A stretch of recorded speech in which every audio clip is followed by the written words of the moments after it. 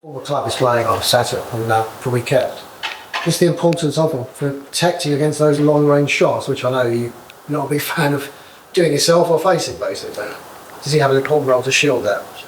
No, I think in general, Joao been very good for us. I think he's been very competitive. I think he's been in games carrying the team, really helping to, as you say, both winning the duels and the second balls and do a lot of regains in the team. Plus, it's also been quite dangerous going forward, scoring a few goals for us. So in general, that's important both to shielding the long range shot, but that's not the only thing. That's not only him. That's the whole team that needs to do that. He's on a season-long loan, isn't he? Yeah. So when do you start having conversations with your people above you, say, I want to sign him for next year, or permanent deal? When does that come in? I know you're focusing on the next game, but yeah, right now I'm only focusing on Fulham on Saturday, and we have just said we had playing with 2 or 3 days intervals, 4 games, so I have no thinking about a recruitment or January right now. But all things about bits like that, I can't see it be done before springtime with everything, because we are on a journey here. So yeah. And if you decide to buy Lucas and Archie, does some Joao with his experience become just as valuable because he has that experience to guide them? Yeah, I think it's all how the team complement each other. That can be experience, that can be different skill set, that can be different types. So part of that definitely is into my considerations. And just finally, conversation tinker at the side, changed tactically. Ramon Vega was up the radio. Who sorry? Ramon Vega, that used to play the top. Yeah. He was quite critical of yourself, saying you didn't feel like you were brave enough tactically to sort of implement that, to be here. Whether you want to address that particularly. Now, how do you deal with being criticising you tactically or making suggestions that you try to, juggle all these matches in Herschel? You may not see this. I've 100% not seen it, because as I said before, I don't read anything. Of course, I said I'll continue saying that. Anthony will let me know if there's anything that is valuable for me to know. One thing for sure, when I walk into this club, I also knew, besides knew I would lose football matches, also knew I would be criticized. So I literally don't care what they say. I listen to the trusted people I have close to me and others. The only thing I would say is slightly more easy to be on the outside. Matt. Hi, Thomas. Xavi didn't start against Chelsea or Arsenal and the other sides in any of the away matches in the Champions League. How has he sort of reacted to that? Because I guess there's a big money signing, there's a big games he wants to start. Yeah.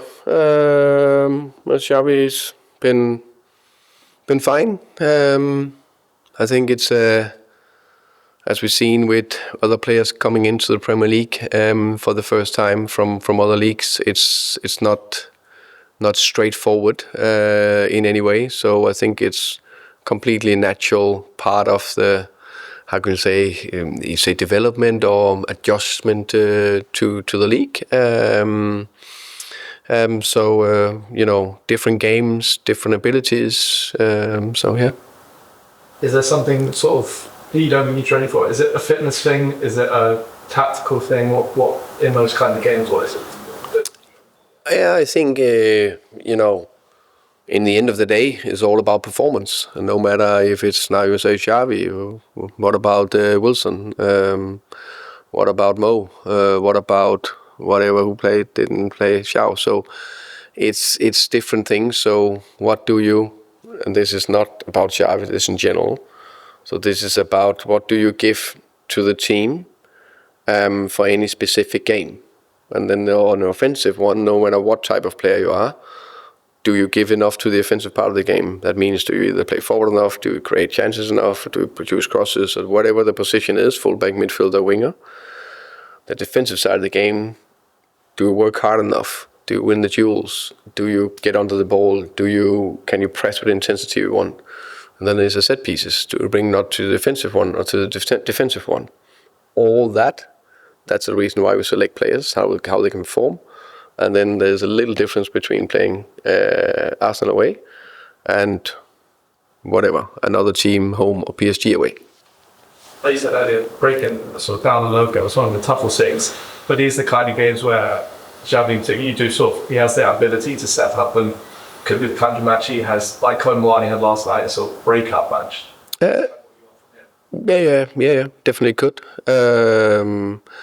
I think that's a combination of how do we break down opponents, how do we open them, where are we as a team, how do we create enough chances, because that's the thing we've been thinking about. How do we get enough goal scorers on the pitch? Yesterday I worked with 2 strikers, we are, as I said before, very aware that we are not the finished article at all, and before we are closer to what we want to be, maybe there's kind of a middle ground to go through to make sure we are arriving where we want to be. Do you think, could he fit into this kind of system he played last night, or would it sort of need to be tweaked if he was in this night? Yeah, I think the system last night is, I think it's the way we went man-man. You can go man-man in all systems, so it defended in the, let's say, the 4-4-2. But if all of you have seen our games, we defended in the 4-4-2 more or less the whole season, except against Arsenal and PSG in the Europa League final. Whatever, Super Cup. So, of course, he could play to the left, or he could play one of the 2 strikers. So it depends what types we need for the different games. Ed. Hi. This time last year, everyone was praising your home record, but Brentford was best in the league. What was the secret behind that? And is it just a matter of winning games at home and building up the confidence and building that link with the crowd to get them behind? Yeah, I also think we scored the most goals, didn't we? At home. Yeah. I think we had 8 games with 4 more goals last season. I also think it's fair to say that was been a little bit. We if I can speak about Brentford there, it was. It's been a little bit on a journey together, and the team clicked at that time. I had a front 4 with Johan Wissa, Brandon Buemo, Kevin Schade, and Mikkel Damsgaard. The front 3 scored 50 goals between them, and Dams was unplayable at times. So they clicked, and that's what we are working very hard to find now, to make it click. So I'm not in doubt that will come. I hope we see signs of it on Saturday, how we want to do things. And then, as you say, the wins, the performance, the everything, bit by bit, it'll be more and more. And comparing the 2 defeats you had this week, obviously against... Say it again, sorry. Comparing the 2 defeats you had this week, obviously against 2 really good teams, there's no doubt that you prefer to lose in the way that you lost against PSG rather than against Arsenal. I take it, because obviously you had a go against PSG, scored 3 goals. Yeah. Against Arsenal, you obviously sat back and got criticism for that. Yeah. So you don't want to be seen as a cautious manager or any side. No, not at all. I think it's. I think everyone has seen my games over all the years I've been in charge, no matter if it was my under-8 team in Frederiksværk 30 years ago to now. No, I want to play offensive, front-footed football. But probably also in those 30 years, I could pick games also under-8 in Frederiksværk to Brøndby, to Brentford, where it didn't work for whatever reason. It didn't work Sunday against Arsenal. The plan was to be front-footed. We weren't. That we adjusted, and I agree with you. It's I think it's a very good question. It's a different kind. After Sunday, I was angry, painful, hurt.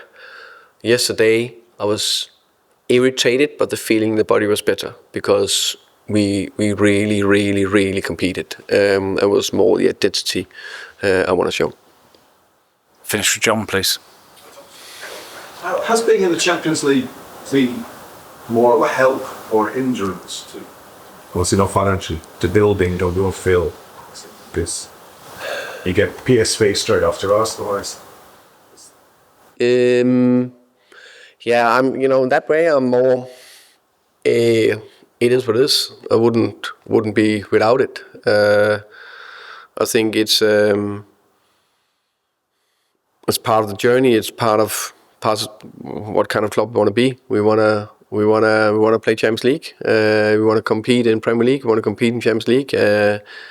That's the big aim. I think if you ask any coach in the world, we want a full week's preparation, only 3 days or 2 days, they would say full week. But reality is, if you want to build a club and compete and play the big games, you're not going to get that. So that's fine. And until we are where we are, where we can really, really compete in both, then we just need to find a way. Has it sped things up, or has it slowed things down slightly? Say again? Has it sped things up? The thrill of being the back end of fixed style, or is it slowed things down because you can't end up be changing the side and keep changing tactics? Yeah. In continuity, and yet ties plays out. I would say, of course, it's you can see until you get the clear principle in consistent game after game, and it doesn't matter if you change 2, 3, 4 players, 5 players. Then that of course makes a little bit more of a challenge, but a challenge we embrace. Also, you need to change players to keep a little bit of energy and freshness. You can see City changed 10 players in the midweek. Chelsea changed 5. It's you need to do that if you. It's not for the next game, but if you want to also be fresh in February and March and April, where everything is going to be decided, but also need to perform now. So that's of course, a slightly challenge, but yeah, it's fine. Okay, thank you very much. Thank you, guys. Thank you. Thank you.